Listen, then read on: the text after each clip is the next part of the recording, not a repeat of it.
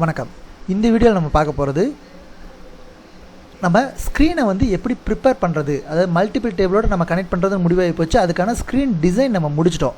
இந்த ஸ்க்ரீன் வந்து நம்ம ப்ரிப்பேர் பண்ணணும். ஏன்னா இதுக்கு முன்னாடி நம்ம கிரியேட் நியூவில் இருக்கக்கூடிய ஃபார்ம்ஸ் எல்லாமே எப்படி இருக்குன்னா டேரெக்டாக அந்த வேல்யூவை டைப் பண்ணுற மாதிரி இருக்கும். டைப் பண்ணுறீங்க, சேவ் பண்ணுறீங்க. எந்த ஃபார்மாக வேணாலும் இருக்கலாம். அது சப்ளையர் ஃபார்மாக இருக்கலாம், கஸ்டமர் ஃபார்மாக இருக்கலாம். எதாக இருந்தாலும் டைப் பண்ணுறோம், ஜஸ்ட் சேவ் பண்ணுறோம், அவ்வளோதான். அப்போ ஃபார்ம் ஓப்பன் ஆகும்போது ஒரு வேல்யூ தேவையில்லைன்னு அர்த்தம். இப்போ உதாரணத்துக்கு இப்போ இப்படி வச்சுக்கோங்க. நான் சப்ளையர் ஃபார்ம்லேயே சிட்டி வந்து செலக்ட் பண்ணுற மாதிரி தான் நான் கொடுக்கணும்னு நினைக்கிறேன். ஏன்னா நான் டைப் பண்ணக்கூடாது, அதாவது ஒரு குறிப்பிட்ட சிட்டிலேருந்து மட்டும் தான் நான் சர்வீஸ் பண்ணுறேன், அந்த சிட்டி வந்து செலக்ட் பண்ணுற மாதிரி தான் இருக்கணும். அப்படின்னா நம்மளால் இங்கே டைப் பண்ணுற மாதிரி வைக்கக்கூடாது. அந்த இடத்துல நம்ம செலக்ட் பண்ணுற மாதிரி மாற்றுற மாதிரி இருக்கும். அப்போ அது வந்து நம்ம எங்கே கோடிங் எழுதுவோம் அப்படின்னா ஃபார்ம் லோட் ஆகும்போது சில வேல்யூஸ் வந்து டிஃபால்ட்டாக லோட் ஆகிக்கோ அப்படின்னு நம்ம சொல்லுவோம்.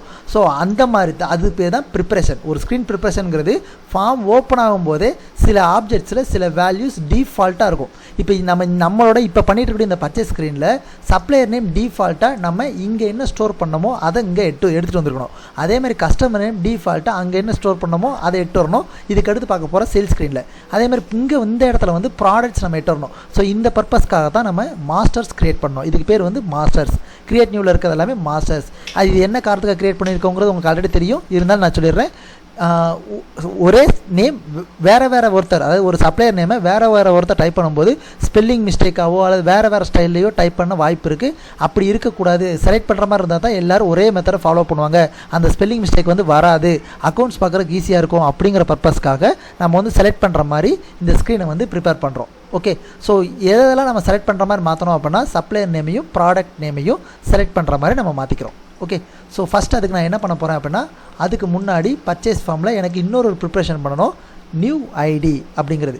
ஸோ நியூ ஐடிங்கிறது உங்களுக்கு ஆல்ரெடி தெரியும், ஒரு புது ஐடி க்ரியேட் பண்ணுறதுக்கான இடம். ஸோ நியூ ஐடி ஏற்கனவே நான் க்ரியேட் பண்ணியிருக்கக்கூடிய சப்ளையர் ஃபங்க்ஷன், சப்ளையர் ஸ்க்ரீனில் இருக்கக்கூடிய நியூ ஐடியை அப்படியே காப்பி பண்ணிவிட்டு வந்து பர்ச்சேஸ் ஸ்க்ரீனில் பேஸ்ட் பண்ணிக்கிறேன். ஸோ இதுவும் நியூ ஐடி தான். சப்ளையர் டிபிக்கு பதிலாக பர்ச்சேஸ் டிபி. இப்போ எனக்கு பர்ச்சேஸ் டிபியே இல்லை. அப்போ நான் ஃபஸ்ட்டு டிபி ப்ரிப்பேர் பண்ணணும். கரெக்டுங்களா? ஸோ அதனால் டேட்டாக்குள்ளே போகிறேன். மாஸ்டர்ஸுக்கு பதிலாக ட்ரான்சாக்ஷன் ஒன்று க்ரியேட் பண்ணுறேன். இப்போ போய் நான் மறுபடியும் அதோட பாஸ்வேர்டு செட் பண்ணேன், ஓப்பன் வித் எக்ஸ்க்ளூசிவ் இப்படிங்கிறலாம் கொடுத்து பாஸ்வேர்டு செட் பண்ணி அதுக்கப்புறம் ஒரு டேபிள் க்ரியேட் பண்ணி அப்படிலாம் வர்றதுக்கு பதிலாக ஏற்கனவே இருக்கக்கூடிய மாஸ்டர் அப்படியே காப்பி பண்ணி பேஸ்ட் பண்ணிக்கிறேன். ஸோ காப்பி பண்ணுறதுக்கு shortcut key Ctrl+C and paste பண்ணுறதுக்கு ஷார்ட்கட் கீ Ctrl+V. ஸோ அதை வந்து ரீநேம் பண்ணுறேன். ரீநேம் பண்ணுறதுக்கு ஷார்ட்கட் கீ வந்து F2 கொடுத்தீங்கன்னா ரீநேம் ஆயிரும். அல்லது ரைட் கிளிக் பண்ணி M அப்படிங்கிறத ப்ரெஸ் பண்ணிக்கலாம். அல்லது ரைட் கிளிக் பண்ணி மவுஸ் வச்சு ரீநேம்னு கொடுத்துக்கோங்க. So shortcut keys maximum use பண்ணிக்கோங்க. ட்ரான்சாக்ஷன்ஸ். ஸோ ட்ரான்சாக்ஷன் சொல்லி ஒரு ஃபைல் எனக்கு இமீடியட்டாக ஃபாஸ்ட் ஃபுட் மாதிரி க்ரியேட் ஆயிடுச்சு. ஓகேங்களா? ஸோ அதுக்கடுத்து நான் உள்ளே போகிறேன். உள்ளே போகும்போது எனக்கு அங்கே இருக்கிறது எல்லாமே அப்படியே வந்துடும். ஒரு டேபிளை மட்டும் வச்சுட்டு மற்ற எல்லா டேபிளையும் டெலீட் பண்ணிடுறேன். சரிங்களா? ஸோ இந்த டேபிளுக்கு பேர் வந்து பர்ச்சேஸ் டிபி. ஓகே. ஸோ இந்த பர்ச்சேஸ் டிபியில் இப்போதைக்கு எனக்கு என்னென்ன வேணும் அப்படின்னா பர்ச்சேஸ் ஐடி மட்டும் இருக்கிற மாதிரி நான் வச்சுக்கிறேன். ஏற்கனவே உங்களுக்கு ஸ்டேட்டஸ் கண்டிப்பாக இருக்கணும்னு நான் சொல்லியிருக்கேன். ஓகேங்களா? So purchase ID. ஏன்னா இந்த டேபிளில் இன்னும் நம்ம ஆப்ஷன்ஸ் எல்லாம் நிறைய ஆட் பண்ண வேண்டியது இருக்குது. அதனால் இப்போதைக்கு நியூ ஐடி நம்ம டம்மியாக தான் க்ரியேட் பண்ண போகிறோங்கிறதுனால பர்ச்சேஸ் ஐடி அப்படின்னு மட்டும் க்ரியேட் பண்ணிக்கோங்க. ஓகே. ஸோ இப்போ நான் இங்கே போகிறேன். என்னோடய ஸ்க்ரீனில் ADODC கனெக்ஷனே இல்லாமல் இருக்குது. ஸோ ADODC கனெக்டர் ட்ராப் பண்ணுறேன். ட்ராப் பண்ணிவிட்டு அதோட பேரை வந்து பர்ச்சேஸ் டிபின்னு வச்சுக்கிறேன். ஸோ அதோட விசிபிலிட்டி வந்து ஃபால்ஸ் பண்ணிடுறேன். ஸோ இதெல்லாம் டிஃபால்ட்டாக பண்ண வேண்டியது ஒரு ADODC ட்ராப் பண்ணால். ஓகே, பண்ணியாச்சு. இப்போ அடுத்த ஸ்டெப் வந்து நான் என்ன பண்ணணும், இங்கே சப்ளையர்னு எங்கெங்கெல்லாம் இருக்கோ அதை எல்லாத்தையுமே பர்ச்சேஸ் டிபின்னு சொல்லி மாற்றிக்கிறேன். Okay. So replace all. So இதுக்கெல்லாம் ஷார்ட்கட் கீ மூலமாக ஒர்க் பண்ண பழகிக்கோங்க. ஆனால் இந்த இடத்துல வரும்போது மாஸ்டர்ஸ்க்கு பதிலாக ட்ரான்சாக்ஷன்ஸ்ன்னு சொல்லி நம்ம கொடுக்கணும். ஏன்னா இப்போ நம்ம கனெக்ட் பண்ண போகிற ஃபைல் வந்து ட்ரான்சாக்ஷனை குறிக்கும். ஓகே. அதே மாதிரி இந்த இடத்துல சப்ளையர் ஐடிக்கு பதிலாக பர்ச்சேஸ் ஐடி டெக்ஸ்ட்னு வச்சுருக்கோம். ஓகே. ஸோ பர்ச்சேஸ் ஐடினாலும் ஐடி டெக்ஸ்ட்னாலும் ஒன்று தான். நான் பர்ச்சேஸ் ஐடினே வச்சுக்கிறேன், அப்போ தான் நமக்கு புரியும். So purchase ID text. So இங்கேயும் பர்ச்சேஸ் ஐடி டெக்ஸ்ட். ஓகே. இப்போ எனக்கு பர்ச்சேஸ் ஐடி ஜென்ரேட் ஆயிடுச்சா இல்லையாங்கிறத நான் ஒரு தடவை ரன் பண்ணி பார்த்துக்கிறேன். டேட்டாபேஸ் ஓப்பனில் இல்லை. ஸோ அதனால் ரன் பண்ணி பார்க்கலாம். க்ரியேட் என்ட்ரிஸில் பர்ச்சேஸ் எனக்கு இங்கே வேல்யூஸ் எதுவுமே வரல. ஓகே. ஏன்னா நான் வந்து இந்த நியூ ஐடி ஃபங்க்ஷனை கால் பண்ணலை. ஃபார்ம் லோட் ஆகும்போது க்ரியேட் மட்டும் தான் பண்ணியிருக்கேன். ஸோ இப்போ சேவ் பண்ணுறேன், ரன் பண்ணுறேன். என்ட்ரீஸில் பர்ச்சேஸ் இப்போ எனக்கு 17ங்கிறது வந்துருச்சு. ஓகே, ஏன் 17ன்னு வருது? நம்மளுக்கு வழக்கமாக 1 தானே வந்திருக்கணும் அப்படின்னு கொஸ்டின் ரைஸ் பண்ணிங்க அப்படின்னா டேட்டா பேஸ் ஓப்பன் பண்ணி பாருங்கள். நம்ம ஏற்கனவே இருக்கக்கூடிய ஒரு டேபிளை காப்பி பண்ணி பேஸ்ட் பண்ணதில் அந்த வேல்யூஸ் எல்லாமே அப்படியே இருக்குது. ஓகே, நம்ம டேபிளை ரீசெட் பண்ணியிருந்தோம் அப்படின்னா, ரீசெட் பண்ணுறது தெரியும்ல. ஸோ இந்த கார்னரை கிளிக் பண்ணிட்டு டெலிட் பட்டன் ப்ரெஸ் பண்ணிங்கன்னா எஸ்ஆர் நோ கேட்கும், எஸ் கொடுத்தீங்கன்னா டெலிட் ஆயிரும். ஓகே, ரீசெட் பண்ணிவிட்டு ஓப்பன் பண்ணியிருந்தோம் அப்படின்னு சொன்னால் அங்கே வந்து 1ன்னு வந்திருக்கும் உங்களோட purchase ID. Okay, so first step purchase ID okay ஆயிடுச்சு. இது நமக்கு ஆல்ரெடி தெரிஞ்ச விஷயந்தான். அதுக்கடுத்து டேட்டு ஆல்ரெடி டிஃபால்ட்டாக வந்துட்டு தான் இருக்குது. இது நீங்கள் என்றைக்கு ட்ராப் பண்ணிங்களோ அந்த டேட் ஆட்டோமேட்டிக்காக அங்கே வரும். அப்போ நம்ம ஃபார்ம் ஓப்பன் ஆகும்போது இப்போ உதாரணத்துக்கு நான் வந்து இந்த சாஃப்ட்வேரை உங்களுக்கு வந்து ஒரு போன வருஷம் 20ஆம் தேதி நான் கொடுத்துருக்கேன். போன வருஷம் டிசம்பர் மாதம் 20ஆம் தேதி கொடுத்துருக்கேன். இன்றைக்கு வரைக்கும் இதில் 20ஆம் தேதியே வந்துக்கிட்டு இருந்துச்சுன்னா நம்ம ஒரு டைம் என்ட்ரி போடும்போது நான் டேட்டை உட்காந்து மாற்றிட்டே இருக்கணும். கரெக்டுங்களா? அப்போ எனக்கு ஃபார்ம் ஓப்பன் ஆகும்போது இன்றைக்கி சிஸ்டம் டேட் என்னதோ அந்த டேட்டை இந்த இடத்துல ஆட்டோமேட்டிக்காக வர்ற மாதிரி நான் வச்சுருந்துருக்கணும். கரெக்டுங்களா? ஸோ அதனால் நான் என்ன பண்ணுறேன் அப்படின்னா, ஸோ நியூ ஐடிக்கு அப்புறம் டேட் டிடிபி டாட் வேல்யூ இது வரைக்கும் நம்ம யூஸ் பண்ணாதது. நம்ம இது வரைக்கும் டாட் டெக்ஸ்ட் தான் யூஸ் பண்ணியிருப்போம் அல்லது டாட் கேப்ஷன் யூஸ் பண்ணியிருப்போம்.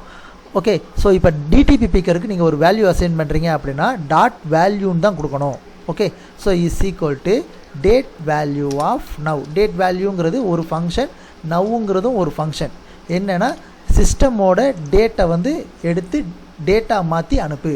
அதாவது நவ்வுங்கிறது என்ன பண்ணும் அப்படின்னா, இப்போ நான் ஒரு நோட் பேட் ஓப்பன் பண்ணுறேன். நீங்கள் இது வரைக்கும் இதை பார்த்துருக்கீங்களா இல்லையாங்கிறது தெரில. எடிட்டில் டேட் அண்ட் டைம் அதோட ஷார்ட்கட் கீ வந்து F5. இதை கிளிக் பண்ணிங்கன்னா இதுதான் இப்போ நமக்கு அங்கேயும் வந்துக்கிட்டு இருக்குது. ஓகே, இதுதான் நவ் ஃபங்க்ஷன். டேட் அண்ட் டைம்ங்கிறதா நவ் ஃபங்க்ஷன். அப்போ இதில் வந்து டேட்டும் வருது, டைமும் வருது. நமக்கு டைம் தேவையா? நம்மளோட ஸ்க்ரீன் டிசைனில் டேட் மட்டும் தான் தேவை.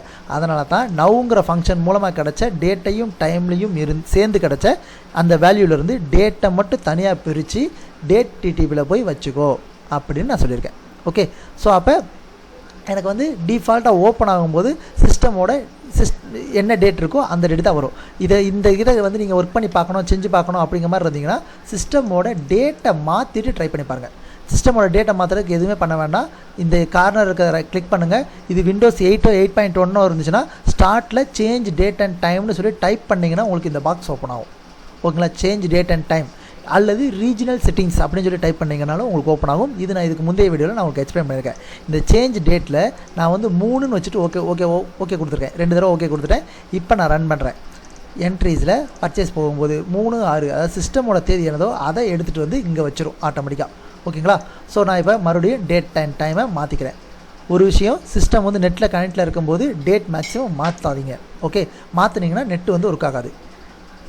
ஓகேங்களா? ஸோ இந்த சிஸ்டமோட டேட் அண்ட் டைம் கரெக்டாக இருந்தால் தான் நெட்டு ஒர்க் ஆகும். நெட்டு ஒர்க் ஆகாததுக்கு இதுவும் ஒரு ரீசனாக கூட இருக்கலாம். ஓகே, ஸோ நெட்டு ஒர்க் ஆகலை உங்கள் சிஸ்டத்தில் அப்படிங்கிற மாதிரி இருந்துச்சுன்னா ஃபஸ்ட்டு டேட் அண்ட் டைமை செக் பண்ணி பார்த்துருக்கேன். ஓகே, ஸோ அதுக்கு அடுத்த ஸ்டெப் நம்ம என்ன பண்ணணும், சப்ளையர் நேமுக்கு சப்ளையர் கோம்போல் சப்ளையர் நேமை வந்து எட்டு வரணும். அப்போ நான் என்ன பண்ணுறேன், ஒரு ஃபங்க்ஷன் க்ரியேட் பண்ணுறேன். ஓகே, சப்ளையர் டிபியை கனெக்ட் பண்ணணும். அந்த சப்ளையர் டிபி வந்து masters.mdb அப்படிங்கிற ஃபைலோடு இருக்குது. இது எல்லாமே நம்ம ஆல்ரெடி இதில் நம்ம பண்ணியிருக்கோம். அதாவது சப்ளையர் ஸ்க்ரீனில் நம்ம பண்ணியிருக்கோமா, அந்த இதை அப்படியே நான் வந்து சப்ளையர் ஸ்க்ரீனில் நம்ம பண்ணதில்லை, நம்ம மறுபடியும் பர்ச்சேஸ் ஃபார்மில் கனெக்ட் தான் பண்ணணும். ஸோ ஃபங்க்ஷன் சொல்லி ஒரு புது இதுக்கு நான் க்ரியேட் பண்ணுறேன், சப்ளையர் டேட்டா. ஓகே, ஸோ வழக்கம் போல் ஒரு டிட்டோ கொடுத்து on error resume next. So அதுக்கடுத்து சப்ளையர் டிபியை கனெக்ட் பண்ணணும். சப்ளையர் டிபிங்கிறது இங்கே ஏடிஓடிசி இல்லை. ஸோ அதனால் ஏற்கனவே இருக்கக்கூடிய ஏடிஓடிசியை காப்பி பண்ணி அப்படியே பேஸ்ட் பண்ணுறேன். பேஸ்ட் பண்ணும்போது நான் நோ கொடுத்துட்றேன். நோ கொடுத்துட்டு இதோட பேர் வந்து SUPPLIERS சப்ளையர்ஸ் டிபி அப்படின்னு வச்சுக்கிறேன். So suppliers DB dot record source is equal to supplier டிபியோட கனெக்ஷன் ஸ்ட்ரிங் நான் ஏற்படுத்தலை. ஸோ ஏற்கனவே இருக்கக்கூடிய கனெக்ஷன் ஸ்ட்ரிங்கை அப்படியே காப்பி பண்ணிட்டு இங்கே வச்சிடுறேன். சப்ளையர் டிபிக்கு டிரான்சாக்ஷனுங்கிறத மாஸ்டர்ஸ்னு சொல்லி மாற்றிக்கிறேன். ஸோ கனெக்ஷன் ஸ்ட்ரிங் எப்படி கிரியேட் பண்ணுங்கிறது உங்களுக்கு ஆல்ரெடி தெரியும். ஏற்கனவே இருக்கிறத மேக்ஸிமம் காப்பி பண்ணி அப்படியே பேஸ்ட் பண்ணிட்டு எந்த இடத்துல மாற்றணுமோ அந்த இடத்த மட்டும் மாற்றிக்கோங்க.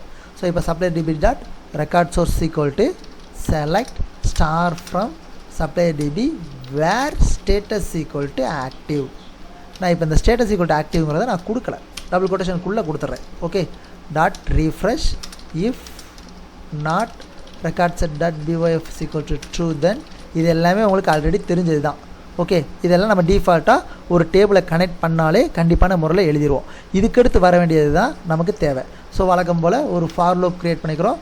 For I is equal to 1 to dot record set dot record count, next கொடுக்குறேன், என்டிஃப் கொடுத்துட்றேன், dot record set dot close. So இது எல்லாமே டிஃபால்ட்டாக உங்களுக்கு எல்லாமே வந்துருக்கும். இந்த ஃபார் லூப்புக்குள்ளே இதுக்கு முன்னாடி செட் எல்வி அப்படின்னு சொல்லி நம்ம டேட்டாவை எடுக்கும்போது, அதாவது ஒரு டேட்டா பேஸ்லேருந்து டேட்டாவை எடுத்துகிட்டு வந்து நம்ம இதுக்கு முன்னாடி லிஸ்ட் வியூவில் தான் வச்சுருப்போம். ஸோ அந்த லிஸ்ட் வியூக்கு வர்றதா இருந்தால் மட்டும்தான் இந்த இடத்துல செட் எல்வின்னு வரும். ஓகே, இதே இது கோம்போ பாட்ஸாக இருந்துச்சுன்னா அந்த கோம்போ பாட்ஸோட பேர் தான் நம்ம இங்கே கொடுக்கணும்.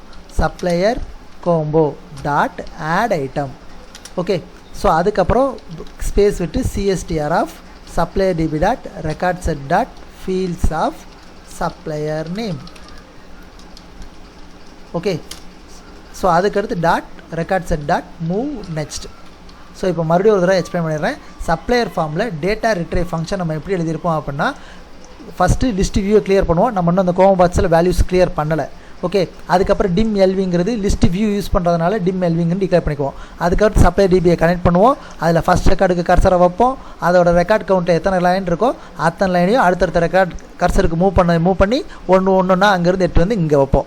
சேம் இதுதான். இங்கே வந்து உங்களுக்கு இத்தனை காலம்ஸ் இருந்ததுனால உங்களுக்கு இத்தனை வேல்யூஸ் தேவைப்படுது. இங்கே வந்து ஒரே ஒரு சப்ளையர் நேம்ங்கிற ஒரே ஒரு இதை மட்டும் தான் நம்ம எட்டு வர போகிறோம். அதனால் சப்ளையர் நேம்னு ஒன்று மட்டும் எடுத்துகிட்டு வந்துட்டோம். ஸோ செட் எல்வி அப்படிங்கிற கோடிங் லிஸ்ட் வியூவில் ஆட் பண்ணுறதுக்கு எப்படி யூஸ் ஆகுதோ அதே மாதிரி அந்த கோம்போ பாட்ஸோட நேம் டாட் ஆட் ஐட்டம் இங்கே வந்து ஈக்குவல் டு வராது.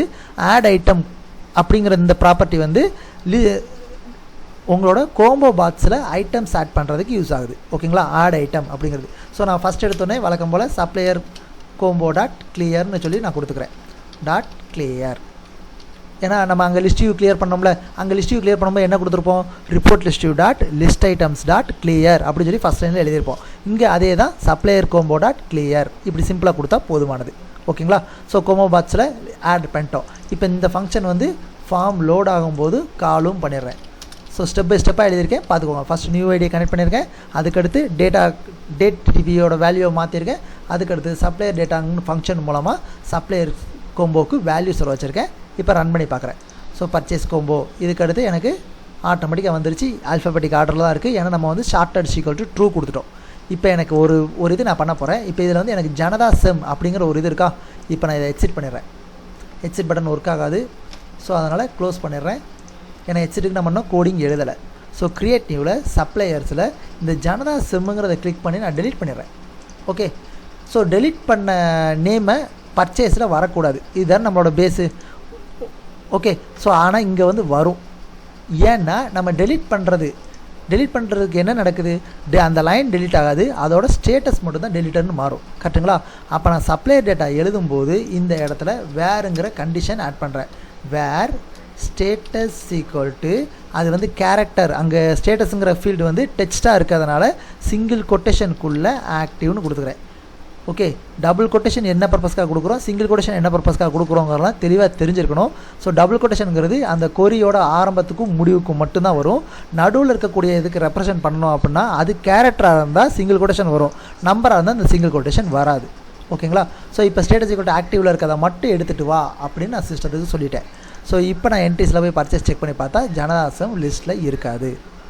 ஸோ இனிமேல் இதுக்கு முன்னாடி போட்ட என்ட்ரிஸ் வரைக்கும் ஜனதாசம் இருக்கும். இனிமேல் ஜனதாசம்ங்கிற அந்த இது வந்து அதுக்கு அந்த நேமுக்கு வந்து என்ட்ரி உங்களால் போட முடியாது. ஸோ சப்ளையர் நேமுக்கு எனக்கு வேல்யூஸ் வந்துருச்சு. அடுத்து இதே மாதிரி எனக்கு ப்ராடக்ட்டுக்கு வேல்யூஸ் வரணும்ல.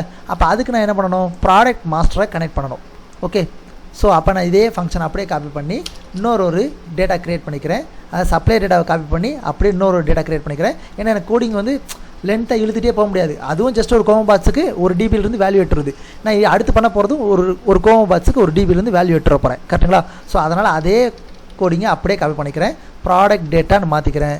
இந்த இடத்துல ப்ராடக்ட் கோம்போன்னு வச்சுக்கிறேன்.